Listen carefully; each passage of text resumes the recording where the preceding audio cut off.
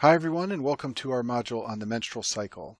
By way of review, the female reproductive system involves the hypothalamus releasing GnRH onto the pituitary gland, which when stimulated will secrete LH and FSH, which can then go and interact with the ovaries.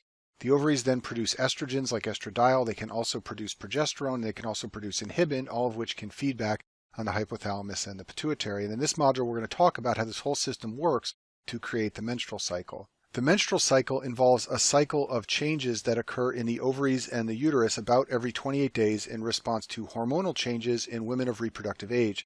And we'll start by talking about the changes that occur in the ovaries during the menstrual cycle. And to do this, we first need to review some basic principles of the ovaries. So the ovaries contain follicles.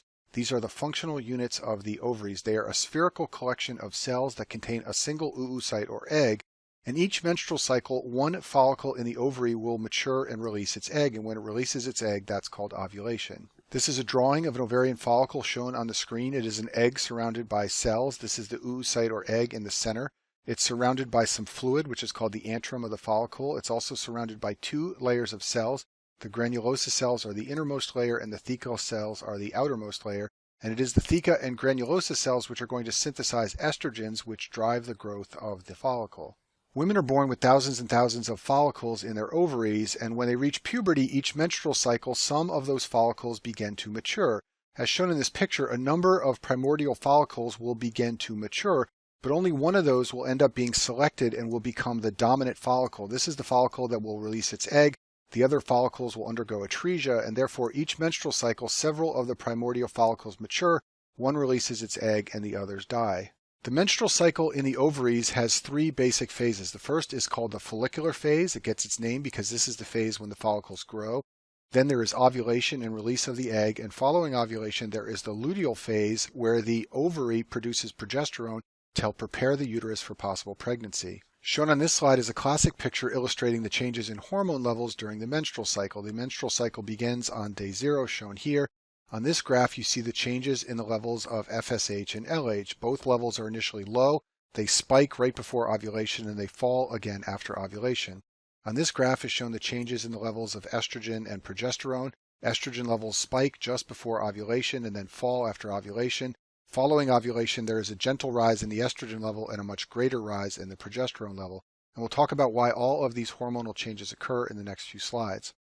At the top of this slide is a picture of what's going on at the follicular level inside the ovary. The follicular phase is the first half of the menstrual cycle. This is where the follicles are developing, and we're going to talk about that phase on the next few slides. In the follicular phase in the ovaries, follicular growth is driven by changes in hormone levels.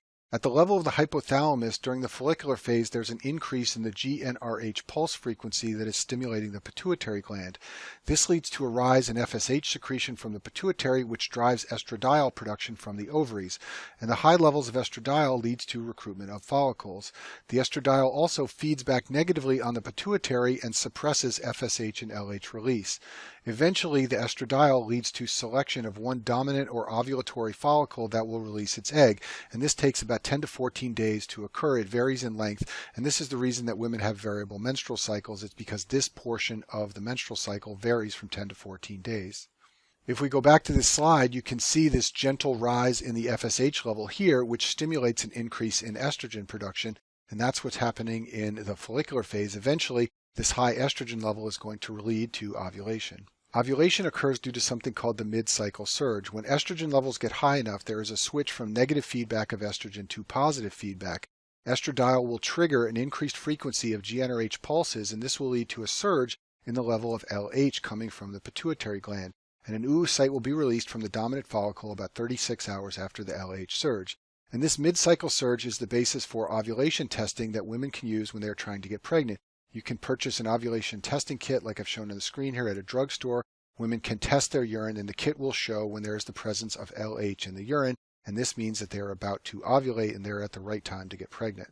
If we go back to this slide, when the estrogen level gets high enough, it triggers this LH surge shown on the screen here, and that is what triggers ovulation. There is a phenomenon called Mittelschmerz in which women develop abdominal pain around the time of ovulation. This presents as mid-menstrual cycle abdominal pain, and the pain is due to enlargement of a follicle, or sometimes it's from follicular rupture with bleeding.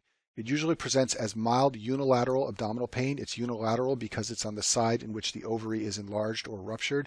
The pain usually resolves in a few hours or days. This is generally a benign disorder. However, sometimes it can mimic other disorders and be confused with appendicitis. After ovulation, the menstrual cycle enters the luteal phase. This phase is driven by a structure in the ovaries called the corpus luteum. The corpus luteum is a temporary endocrine gland that is formed from the follicle that released its egg. The job of the corpus luteum is to produce large amounts of the hormone progesterone, which will prepare the uterus for implantation and pregnancy. There's also some estradiol released by the corpus luteum.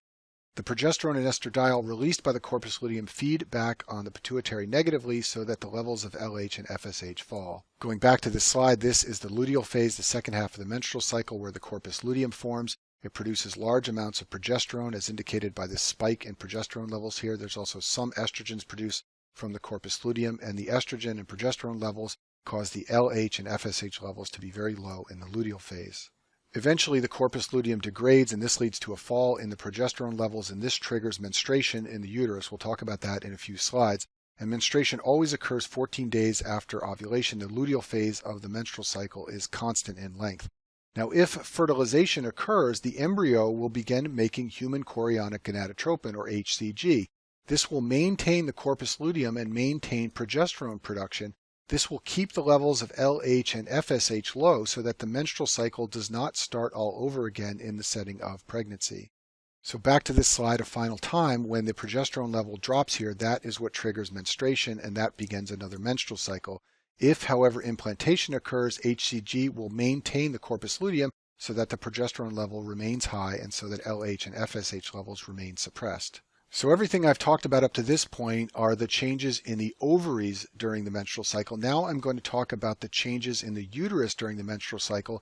This is sometimes referred to as the uterine cycle. These are changes in the endometrium, which is the endothelial layer of the uterus that sits on top of the myometrium, which is a smooth muscle layer. The uterine cycle is driven by estrogens and progesterone, and it parallels the ovarian cycle, and it has two phases. The proliferative phase is analogous to the follicular phase of the ovary. It occurs prior to ovulation. The secretory phase is analogous to the luteal phase of the ovary. This occurs after ovulation. The proliferative phase of the uterine cycle begins after menstruation. Menstruation is followed by endometrial proliferation. This is stimulated by estrogen. The endometrial thickness increases. It can get more than 10 times thick over the course of the proliferative phase. There is growth of the glands, the stroma, and the blood vessels inside of the endometrium. If we go back to this slide, I told you how estrogen levels rise during the follicular phase of the menstrual cycle. That rise in estrogen levels stimulates the uterus, and that drives the proliferative phase of the uterine cycle.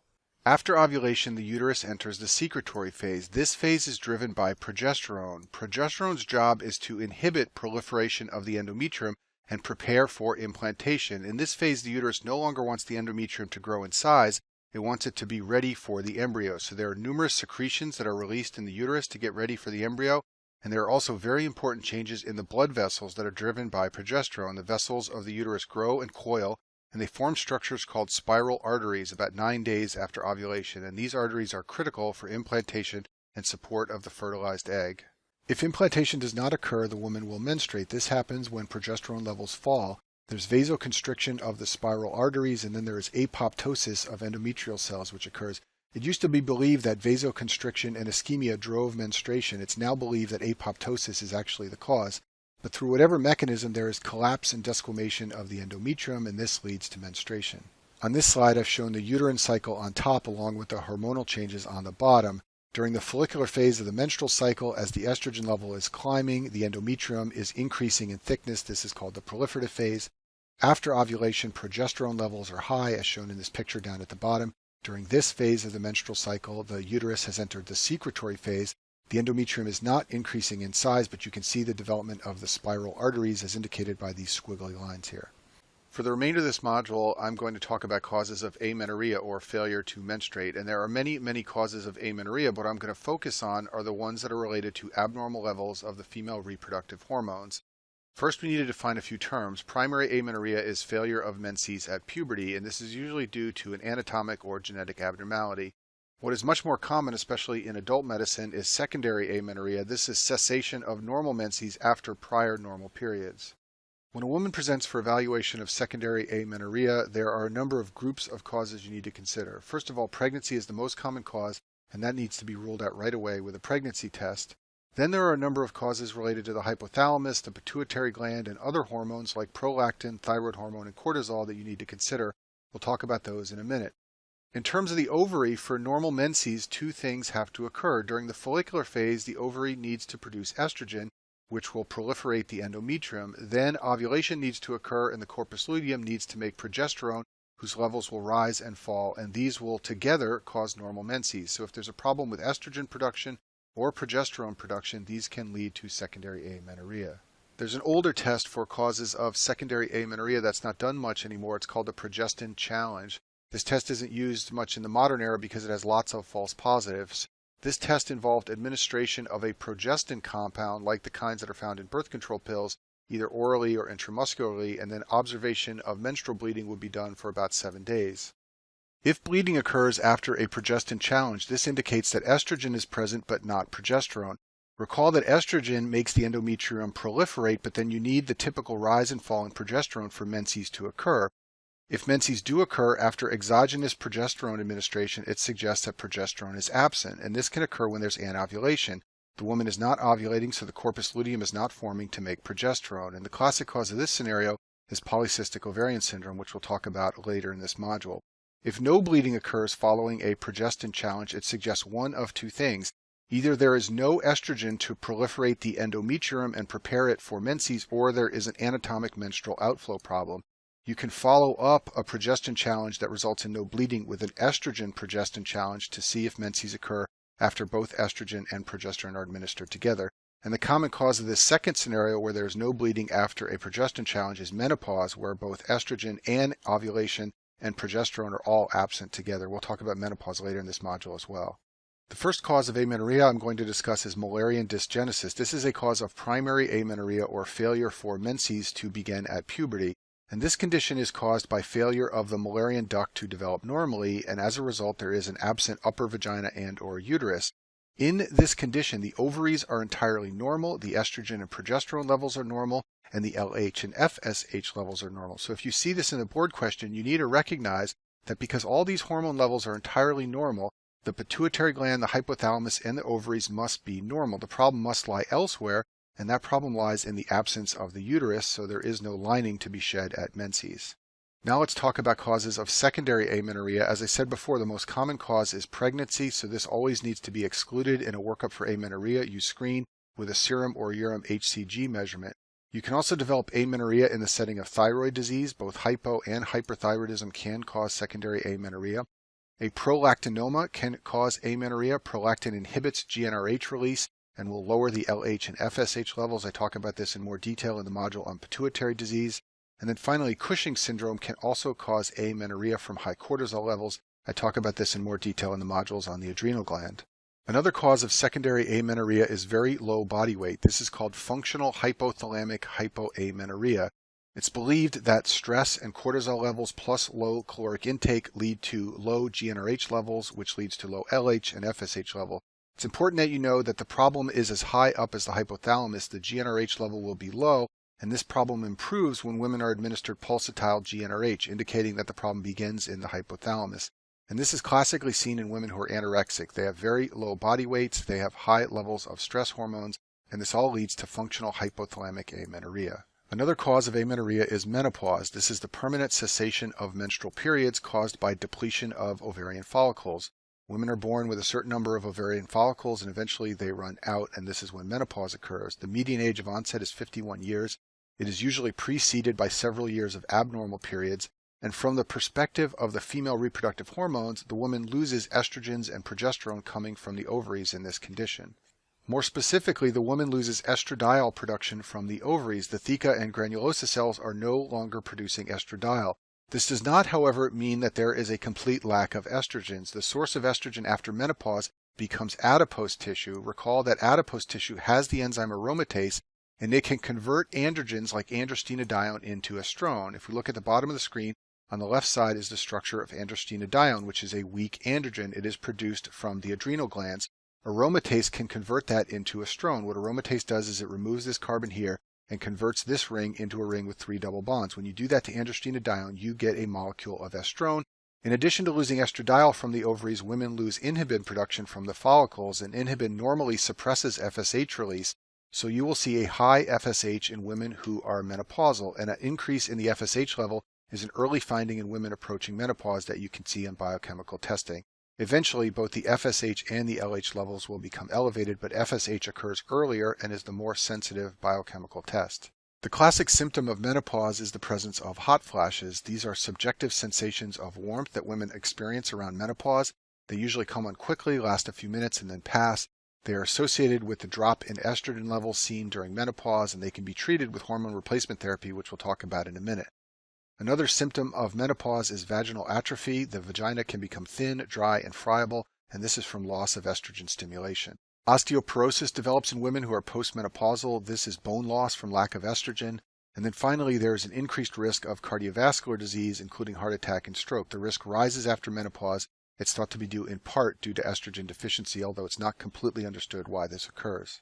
Hormone replacement therapy can be used to treat the symptoms of menopause. This is usually done with an oral or transdermal version of estradiol. In women who have an intact uterus, a progestin component is added. This is a drug that is similar to progesterone, the same type of drugs that are used in birth control pills. Many women who are postmenopausal have had a hysterectomy for uterine fibroids or some other indication. Among those women, hormone replacement therapy can be done with just an estrogen component.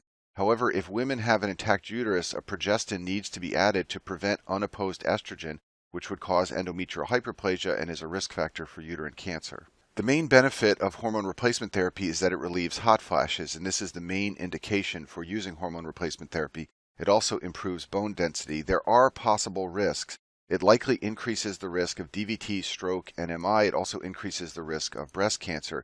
It used to be thought that hormone replacement therapy lowered the risk of cardiovascular disease, and for this reason, many women who are postmenopausal were administered hormone replacement therapy not just to treat the menopause symptoms, but in the belief that it would lower their risk of cardiovascular disease. Recent large clinical trials have shown that these drugs probably increase the risk of stroke and MI, and for this reason, the only time hormone replacement therapy is usually used anymore is to relieve hot flashes in women who are highly symptomatic. The final cause of amenorrhea I'll discuss is the polycystic ovarian syndrome, which is a common cause of secondary amenorrhea. This disorder is very complex and it's incompletely understood, but it's believed that a woman's genetics plus environmental factors like her diet, which can lead to obesity, raises the ratio of LH relative to FSH in the serum. The LH drives production of androstenedione from theca cells, and androstenedione, as you may know, is an androgen. It will be released into the serum, where some of it will be converted into estrone by adipose tissue like we talked about previously. The estrone then further suppresses the FSH level, and this leads to anovulation. In reality, PCOS is much more complicated than the concept map I've shown you on the screen, but I'm going to try to give you a way you can think about it to keep the clinical and laboratory features straight in your mind. So PCOS begins with a combination of a woman's genetics plus environmental factors like her diet, which can lead to obesity. This leads to two key features of the disorder. First is hyperinsulinemia, which we'll talk about in a minute, and second is an increased ratio of LH relative to FSH. The LH drives the production of androstenedione from theca cells. Now, normally that androstenedione would be converted into estradiol by granulosa cells, but because the level of FSH is low, this does not occur. This means that the androstenedione begins to circulate where some of it is converted to testosterone, and this leads to elevated levels of androgens in general, which causes hirsutism and acne, which are two of the key clinical features of the disorder.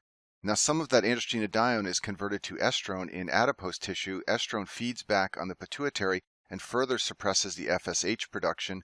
Because there is low FSH production, there is no ovulation. In addition, follicular cysts will develop, and this will all lead to a low level of progesterone because the woman is not ovulating normally. I mentioned this before, but PCOS is associated with hyperinsulinemia. PCOS is associated with insulin resistance, and as a result, the woman's insulin level needs to rise in order to maintain normal blood sugar levels. Now, you may know that obesity is also associated with hyperinsulinemia, but the hyperinsulinemia seen in PCOS is more than expected for the degree of obesity seen in these women, and this can lead to diabetes.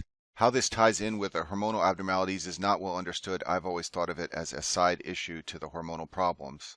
So in this slide, I've summarized the clinical features, all of which were indicated on the last slide. This classically occurs in obese females. They developed hirsutism, which will present as facial hair.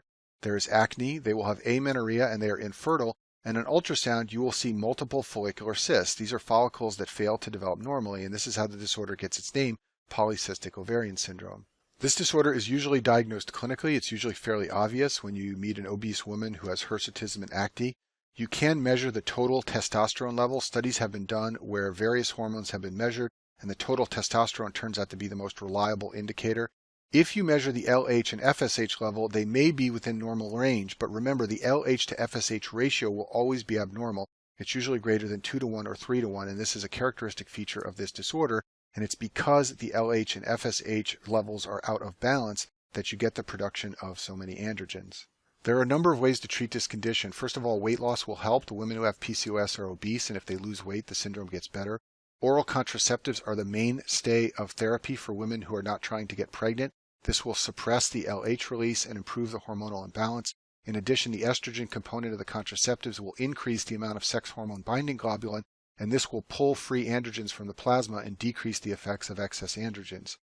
Spironolactone can also be used. Spironolactone is a potassium-sparing diuretic, but it blocks the effect of androgens. And then finally, there are two diabetes drugs that improve insulin resistance, metformin and TZDs. It used to be thought that these might be useful prophylactically in women with PCOS who had not yet developed diabetes. The clinical trials were disappointing, so these drugs are not routinely used unless the woman develops diabetes, but you should be aware that these two classes of drugs improve insulin resistance, and insulin resistance is a major problem in PCOS. So that's a nice segue into some of the complications of PCOS, and the main one you should know about is the risk of diabetes. About 10% of women with PCOS develop diabetes by 40 years old. As I told you before, there is hyperinsulinemia and insulin resistance as characteristic features of the disorder. Another clinical finding you can see is acanthosis nigricans. These are plaques of darkened skin. They are associated with insulin resistance, and they are common in diabetes as well as PCOS. You can also see them in gastric cancer. And then finally, there is a risk of endometrial cancer. There is unopposed estrogens in this disorder. Women are not making progesterone, but they are making estrogens from their adipose tissue. This can drive endometrial hyperplasia, and this increases the risk for endometrial carcinoma.